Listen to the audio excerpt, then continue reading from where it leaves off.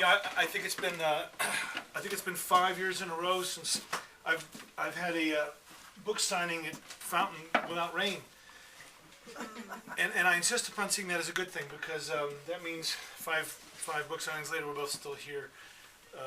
So thank you for coming. It's I see obviously friends and dear peoples, you know, that who some of you can't get any dearer to me. So you kind of wasted coming because I like you plenty anyway. The rest of you I like better.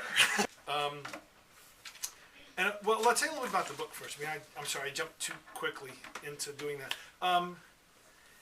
This book is sort of Kelly's right. There's no woman on this cover, and there ought to be, because this is essentially a love story.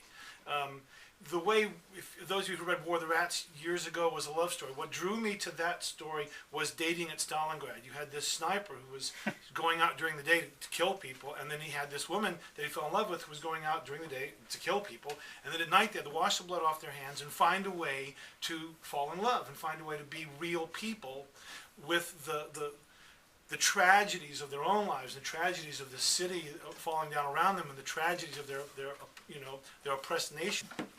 But I was drawn to this book because, and like Kelly said, on the cover there's there's the plane, and there's these parachutes, and there's this starving young man, this barbed wire. But essentially, what's missing here is a woman, and the central character in this book is a 19-year-old Filipina comfort woman.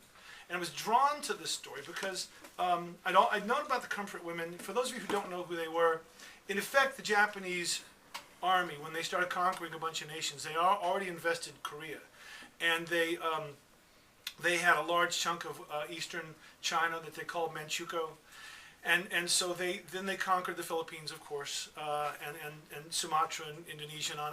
And what they would do is they would take virginal girls, the ages of 14 to 19. I'm not making any of this up. And they would rape them and put them into sexual slavery, and they used the euphemism comfort women, which is obviously for whose comfort. And the reasons were threefold. One was to prevent rape from their occupying forces. I mean, they figured, okay, if a young Japanese soldier wants sex, he can have it here in a controlled setting. Two was to prevent the spread of venereal disease, and three was to prevent the spread of military secrets. You know, because that way you wouldn't, in the throes of ecstasy from some village girl, shout out your unit and, you know, unfortunate choice of words, your company. See, only my head works that way. You're all like 2 seconds behind me. But then, you know, so and unfortunately this didn't work, and it was a loss all the way around, because all they did was just ruin the lives of 500,000, you know, innocent girls. Half of which they say did not survive. And this is all, and the Japanese army is very clever about this, because of course they destroyed all the records. You know, that's what oppressing armies do. They destroy all the records. And of course then they get to say, oh no, these were whores, these were prostitutes, we paid them. You know, first of all, they paid them, when they did pay them, they paid them in Japanese script, which you know is worthless. And they did it just as an exercise to say later on, we paid them so they could call them whores. They weren't. They were virgins, they were village girls, they were innocent young women whose lives were literally sundered. So I picked one that I made her up, of course. She's a Filipina. Her name is Carmen. She doesn't have a last name in the book because I wanted her to have a certain universality to her. So she doesn't have a last name, you'll notice. But it's essentially her story.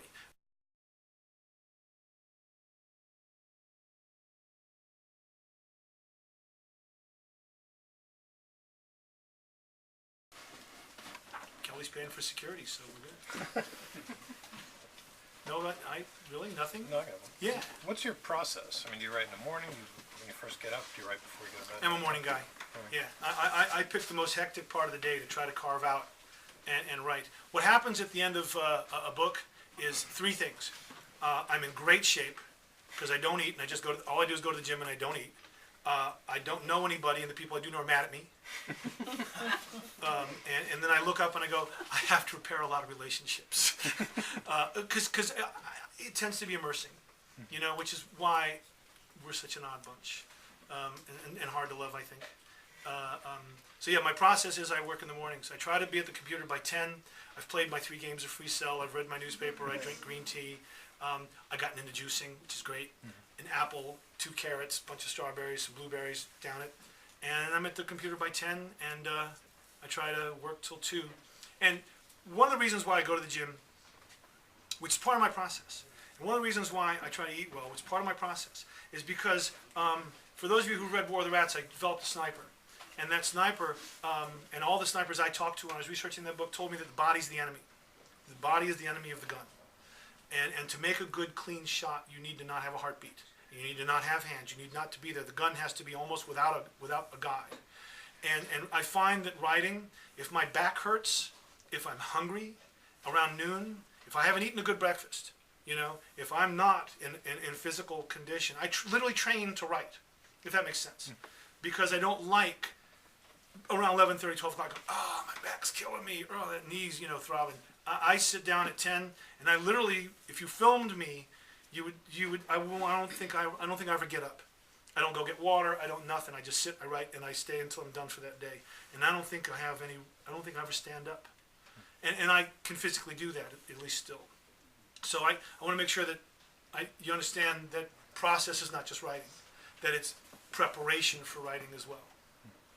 I hope that wasn't too weird an answer. Kind of Spartan, I know.